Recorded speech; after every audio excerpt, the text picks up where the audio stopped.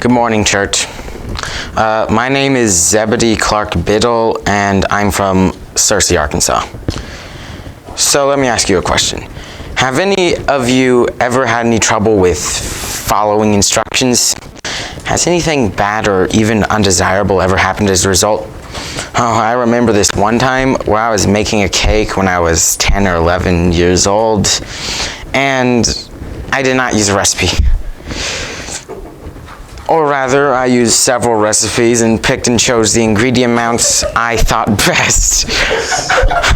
I thought that the outcome would be good, soft, flavorful, definitely not scraped off of the bottom of the oven using paper towels. Oh, don't worry, the part of the cake that did not end up in the trash can did actually bake. Of course, it required a comedically large pan and another pan to catch the remaining overflow and about an hour and 15 minutes of additional cooking time, but it cooked. But it did not accomplish with decadence. It turned out something like medium tier cornbread if cornbread was made with wheat flour. I did not want to follow instructions. I wanted to put my own twist on things, and I did not like the consequences. We like to pretend that we follow instructions and that we like to follow instructions, but who actually does? I can think of many instructions that we frequently follow, or at the very least that we frequently fail to follow, or at the very least do not want to follow. For example, the instructions of the Sermon on the Mount. Do not practice your righteousness before others in order to be seen by them. Oh, so I'm not allowed to be congratulated for any good I do? Do not insult your brother. Well, what if it's true? Do not resist the one who is evil. Okay, what is Jesus? A Democrat? I'm not allowed to defend myself? This is literally going to kill me someday. Do not lay up for yourselves treasures on earth. Jesus is a Democrat. My stuff is my stuff. Don't you try to take it from me. Do not be angry. Do not look at a woman with lust. Do not be anxious. Love your enemies and pray for those who persecute you. So you have to control your thoughts too? I didn't even know that was possible. These laws are not easy to follow. If I were to receive a penny for every 4 times I broke one of these commandments, I would be the richest person on earth by the age of 8. However, they must be kept or there will be consequences. Turn over to Matthew 7, starting in verse 21. Matthew 7, starting in verse 21. Not everyone who says to me, Lord, Lord, will enter the kingdom of heaven, but the one who does the will of my Father who is in heaven. On that day many will say to me, Lord, Lord, did we not prophesy in your name, and cast out demons in your name, and do many mighty works in your name? And then I will declare to them, I never knew you. Depart from me, you workers of lawlessness. Everyone then who hears these words of mine and does them will be like a wise man who built his house on the rock. And the rain fell, and the floods came, and the winds blew and beat on that house, but it did not fall, because it had been founded on the rock. And everyone who hears these words of mine and does not do them will be like a foolish man who built his house on the sand. And the rain fell, and the floods came, and the winds blew and beat against that house, and it fell, and great was the fall of it. Okay, what does this passage say about earth life? Well, it's sand. When life brings storms, and that is a when, not an if, everything that is built on it will fall. And of course, there's a 100% chance that it will end. And when it does, will you be able to say, oh, I was very wealthy and well favored with others? Or will you be able to say, I followed your instructions, I treated others well, and I helped convert dozens to Christianity by giving glory to you, among other things. One of these leads to life after death, and the other will not.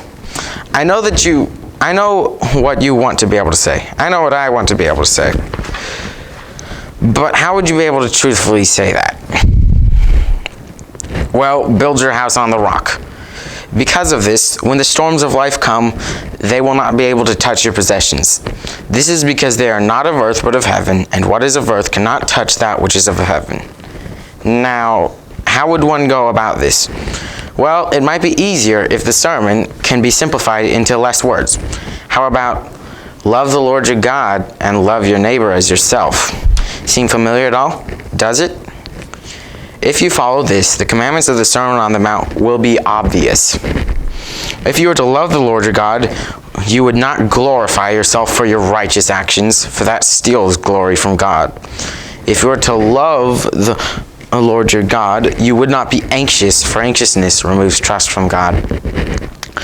Or if you love your neighbor, you will not lay up for yourselves treasure on earth, but use it for something productive. For example, spreading the word of God or giving to the less fortunate, because there will always be room for both.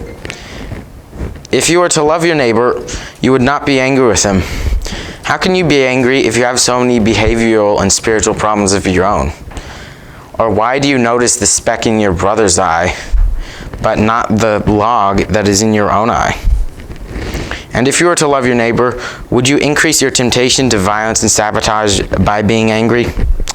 If you were to love your neighbor, would you turn her into nothing more than an object to fulfill your own sexual desires? No. Or if you were to love God or your neighbor, would you shine your light and represent your Father by insulting and defaming people for specks in their eye? No. These requirements in the Sermon on the Mount may seem arbitrary, but they are not. They were created when humanity first gained a sense of morality. Jesus simply had to decrypt them for us in our infinite wisdom. Now, some of you are probably thinking, oh, I don't know, I can't keep all of these. How could God expect me to keep all of these? But I'm really good in others. Maybe I'll just advance the king with that. No. You cannot build your house on part rock, part sand. It is said,